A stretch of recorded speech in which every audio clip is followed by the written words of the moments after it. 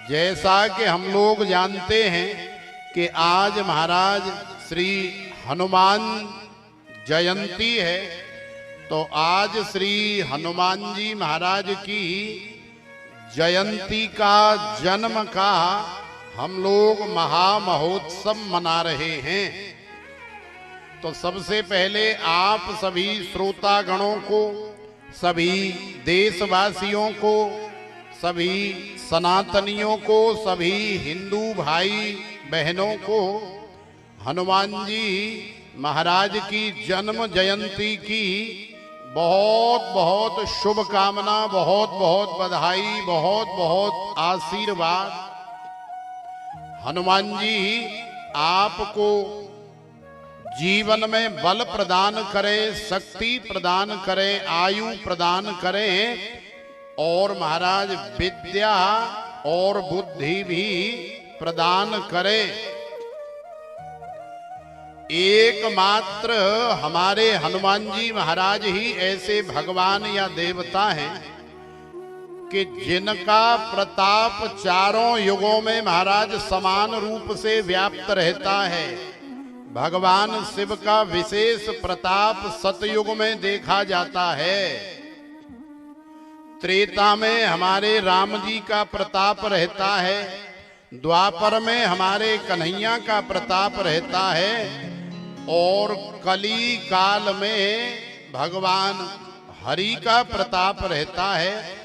लेकिन महाराज हनुमान जी महाराज तो ऐसे हैं कि चारों युग पर ताप तुम्हारा है, पर सिद्धे जगत उजियारा। हमारे हनुमान जी महाराज का चारों ही युगों में एक समान प्रताप रहता है। जो भी हमारे हनुमान जी महाराज की सेवा पूजा या अर्चना वंदना करता है, हनुमान जी महाराज उसे अभय दान देते हैं। हनुमान जी महाराज उसके जीवन में आनंद कर देते हैं। और देखो, ये हनुमान जी महाराज कोई और नहीं, शंकर सुवन केसरी के नंदन, तेज प्रताप महाजगवंदन। ये जो शिव कथा आप श्रवण कर रहे हैं, तो ये हनुमान जी महाराज हमारे भगवान शिव ही हैं, जो कि राम जी की सेवा करने के लिए केसरी और अंजना मैया के लाल बने। बानर का रूप इसलिए धारण किया क्योंकि भगवान शिव जानते हैं, भगवान शंकर जानते हैं कि राम जी महाराज वनवास में जाएंगे तो जंगल में महाराज उछल कूद करने के लिए, इधर से उधर ताड़ फाड़ करने के लिए, छलांग लगाने के लिए या कलामुंडी खाने के लिए बानर से ज्यादा बढ़िया और कोई प्रजाति या और कोई शरीर नहीं हो सकता है।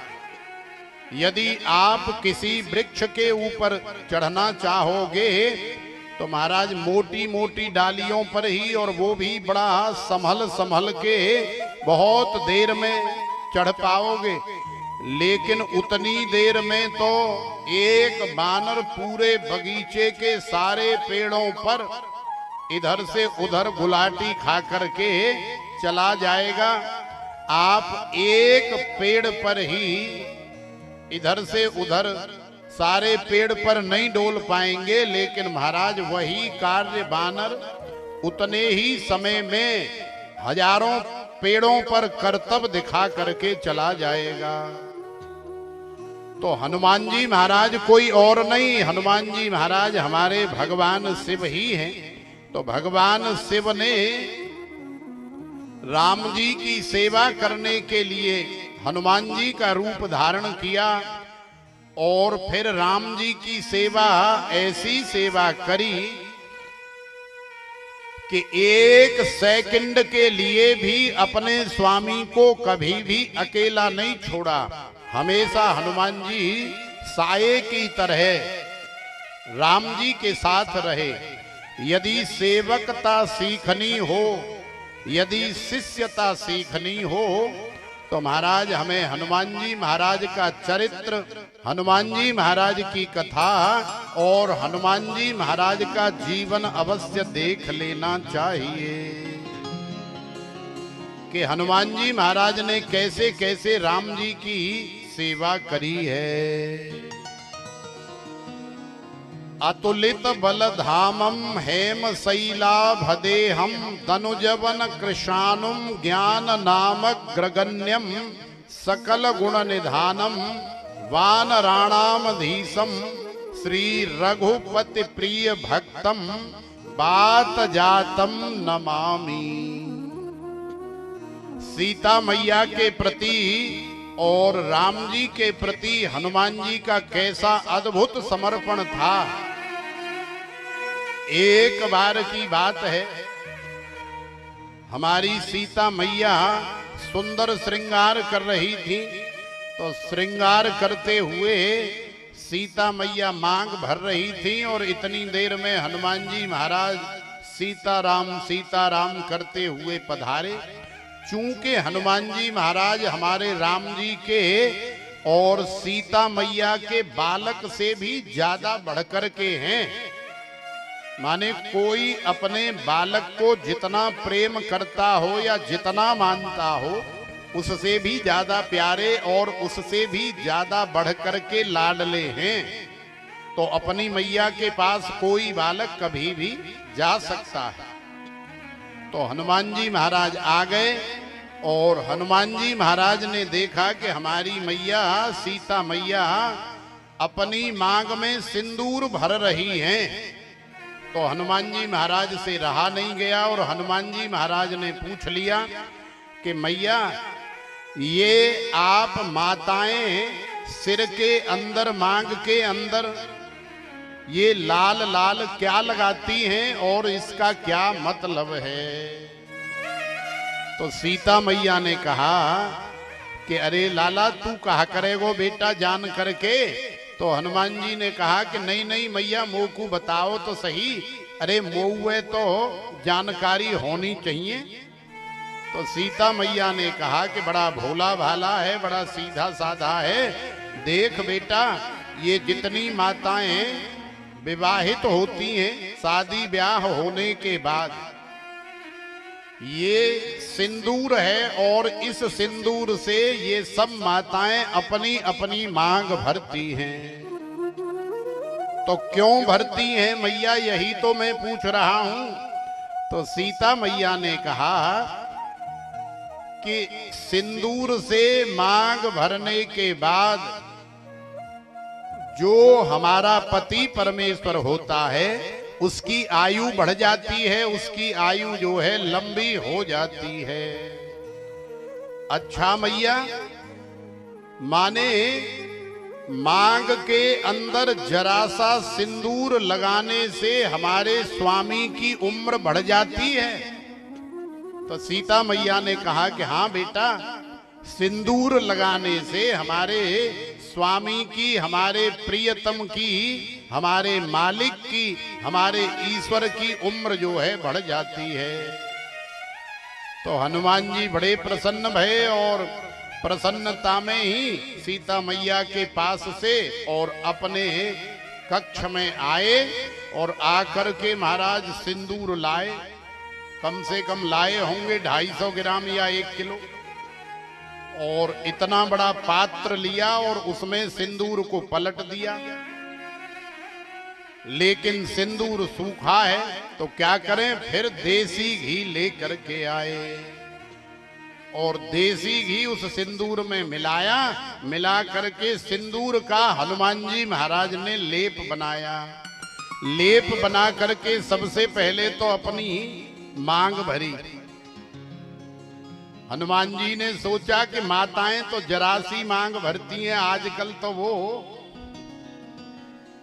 वो चलने लगी है, वो आप जानती हैं, तो उसी से जरा सा लगा लेती हैं टीके की तरह।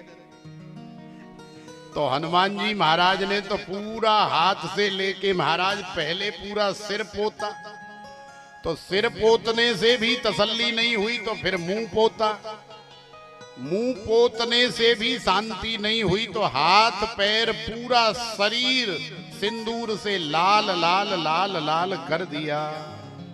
और वाके बाद फिर हनुमान जी महाराज जब सीता मैया के पास गए और सीता मैया ने देखा कि हे भगवान ये क्या करके आ गए बेटा हनुमान, तो हनुमान जी ने मुस्कुराते हुए कहा कि मैया आपने ही तो कहा था कि सिंदूर लगाने से हमारे मालिक की, हमारे स्वामी की उम्र जो है लंबी हो जाती है, तो मैंने सोचा कि मेरी उम्र भी मेरे राम जी को लग जाए, हमारे स्वामी को लग जाए, हमारे प्रियतम को लग जाए। जैसे आपके सर्वस्व राम जी हैं, मेरे भी तो सर्वस्व राम जी ही हैं। तो मैं चाहता हूं कि हमारे स्वामी की उम्र इतनी लंबी हो जाए उन्हें किसी की नजर न लगे। तो सीता मैया बड़ी प्रसन्न हुई और सीता मैया ने कहा कि देखो कितना भोला भाला है, चलो ठीक है। तो ये जो हनुमान जी पे सिंदूर चढ़ाया जाता है या ये जो हनुमान जी लाल लाल हमें दिखाई देते हैं, इसके पीछे का कारण और इसके पीछे की ये छोटी सी कथा है जो कितने लोगों को पता नहीं होगी, लेकिन आज हनुमान जयंती के दिन पता लग गई। तो हमें याद रखना चाहिए कि हनुमान जी को सिंदूर इतना प्रिय है। क्यों प्रिय है? क्योंकि हनुमान जी ऐसा मानते हैं कि सिंदूर चढ़ाने से, सिंदूर लगाने से उनके स्वामी की, उनके ईश्वर, उनके मालिक भगवान राम की उम्र लंबी होती है। तो हनुमान जी महाराज बड़े जल्दी प्रसन्न हो जाते हैं। इसलिए हमें हनुमान जी महाराज को सिंदूर का चोला अवश्य चढ़ाना चाहिए।